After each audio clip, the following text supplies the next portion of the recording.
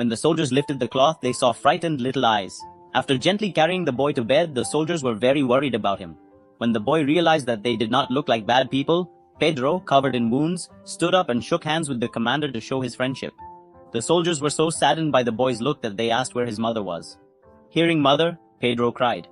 Everyone instantly understood what the boy had been through. Then everyone brought a lot of delicious food. Pedro, hungry, was about to eat but was stopped by the commander, who said that his hungry stomach should first have porridge.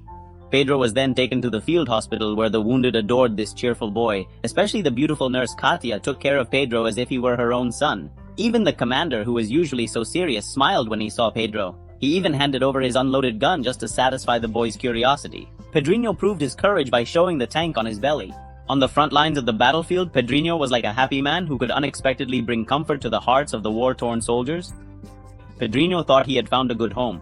But if everyone wanted the boy to stay, the commander refused. The boy did not belong on the front lines. He should be sent to the rear.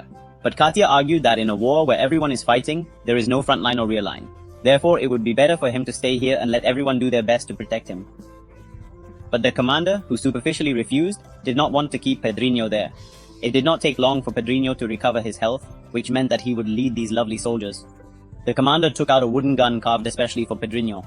But Pedrinho suddenly hugged the commander, which touched the commander's heart. It turned out that the commander was also an orphan and made a decision in his heart.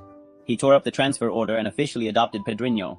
The soldiers were so happy to hear that Pedrinho had been killed that some brought their smallest boots and clothes to make a uniform for him. Taylor was so happy that he could not sleep. He worked all night to make a small uniform for Pedrinho. He was as excited as a bird when he put on his uniform and ran out of the barracks, feeling that he was finally going to become a soldier. At that moment, German planes attacked. The commanding officer rushed to protect him and hide him in the trench. After one round, due to the bombardment, the entire army suffered heavy casualties, which made Pedro feel once again the cruelty of the battlefield. The tailor, whom he did not even thank, died in the bombardment. Understanding, Pedro turned his sadness into motivation and wanted to contribute to the soldiers.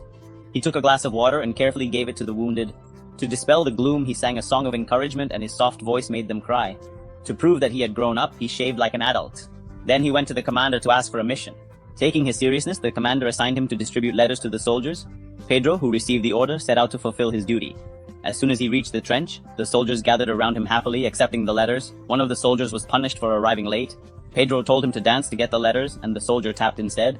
But unfortunately, Pedro never received a reply from the dancing soldier. The veteran told him that the dancing soldier had just died.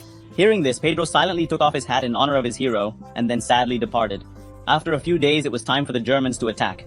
Pedro's small body dragged the ammunition boxes through the trenches, even though his ears hurt from the explosions.